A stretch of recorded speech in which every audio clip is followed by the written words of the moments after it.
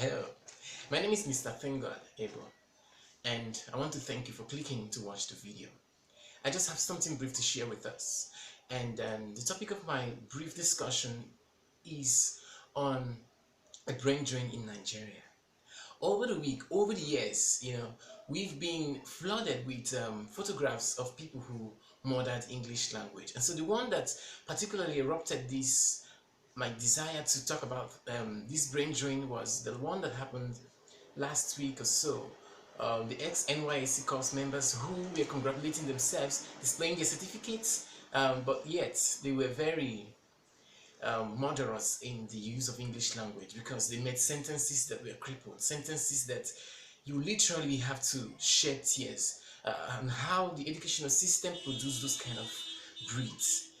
Well, I understand it's a failed system, but that's past. If we keep complaining, we keep remaining, and we cannot rest all our blames on the government. Definitely, there's no way we can rest every blame on the government because all of us are the government and we all have our different roles to play.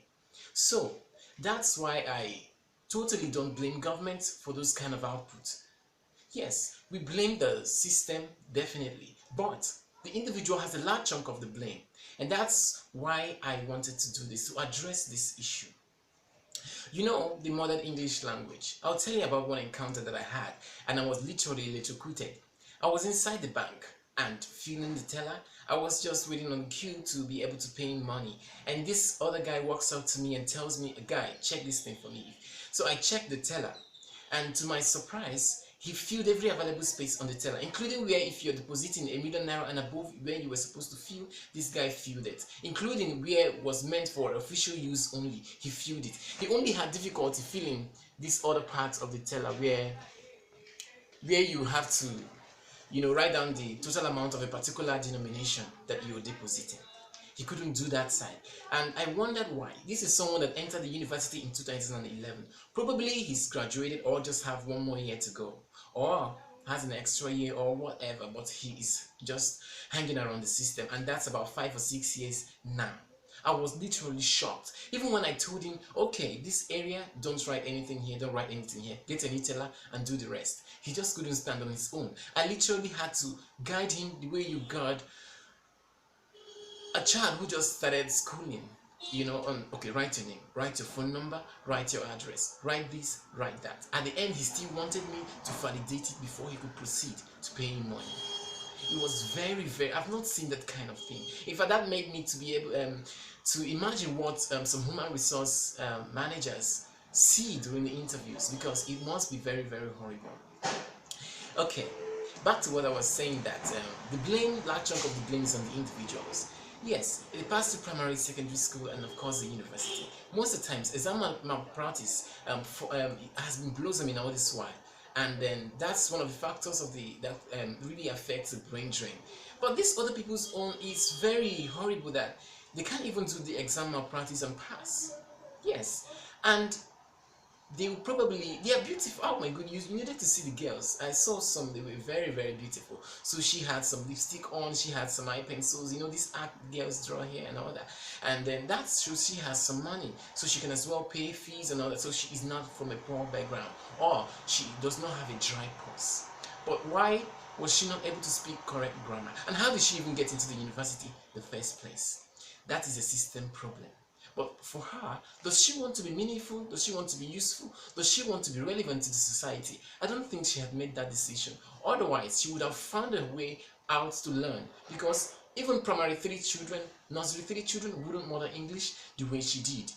And all other her cohorts that were congratulating themselves with modern sentences.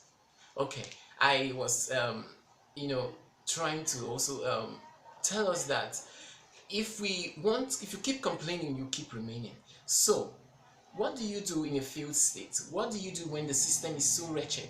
What you do is to go out of your way and find a way to sort yourself out. Learn. Even in this age, there are free resources online.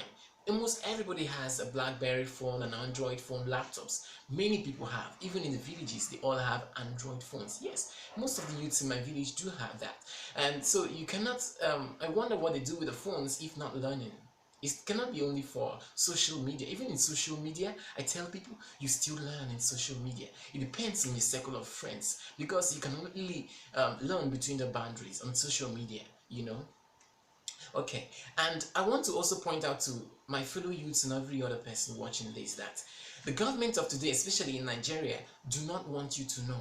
They don't want to build the educational institutions to world-class standard. Whether it's on purpose, whether it's a sheer neglect, I can't tell. But I know that they don't want you to know so that you don't ask questions. So you will not be able to ask brilliant questions. So you cannot question policies. So that you will not be able to perceive or know some hidden agenda in maybe a budget, in maybe a government law or something. So why wouldn't you want to know in this age? Go out of your way and learn. Learn outside the structured curriculum, because most of the lecturers are products of this failed system, and so they are just creating a ripple effect whereby they produce like minds, like begets like. So go out of the structured curriculum and find a way to learn. Google, Wikipedia, internet is there.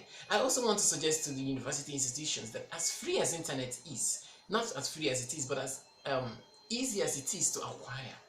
Even students pay the bills it's one of the fees they pay for. But at the end, in some schools, you have to be in a particular corner to be able to access the internet, which is not supposed to be so. It's supposed to be available in every nook and cranny of the university, because I can be in the clinic and decide to watch something.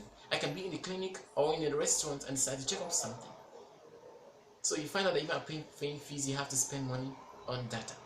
So universities can do that as easy as that would be. Just internet. If the universities cannot achieve this in every nook and cranny, it is still a system problem.